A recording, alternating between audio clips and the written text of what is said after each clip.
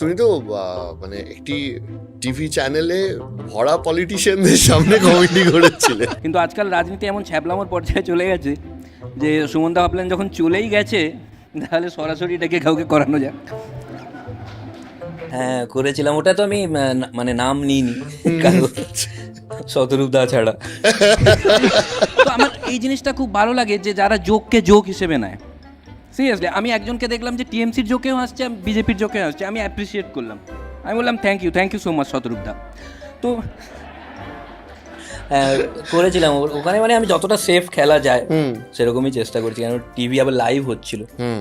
তো আচ্ছা একটা কথা বললো, শতদ্রু দত্তর মেসিকে নিয়ে একটা কমেডি দেখেছি।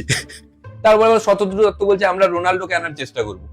আমি একটা কথা বলে দিতে চাই, সে আপনি আনুন, কিন্তু রোনাল্ডো যখন আসবে যেন মেসির থেকে 5,000 টাকা নিয়ে আসে, আমি পাই ওই টাকায় আমি রোনাল্ডোকে দেখতে যাবো। আমাকে মানে আমি ওটা পাঠিয়েওছিলাম ইনফ্যাক্ট শতদ্রুদাকে। এই এই এই এই স্ক্রিপ্টটা কবে করলে? ওটা কি আমাদের পডকাস্টটা তুমি দেখেছিলে তার আগে? দেখার পরেই করেছি, দেখার পরেই করেছি। আমার একটাই দাবি, টাকা ফেরত চাই। এখনো ওই দাবিতে কত দিয়েছিলে? আমি দুজনের টিকিট কেটে গেছিলাম, আমি আর আমার ভাগ্নে এখনো গাল দেয়, ছোট বাচ্চা তো বোঝে না। আমি ওই পডকাস্টটা দেখেছিলাম যে রোনাল্ডোকে আনা হবে। আমি বলছি নেইমার কি দোষ করলো, ওকে আনা হোক, সবাই আসুক।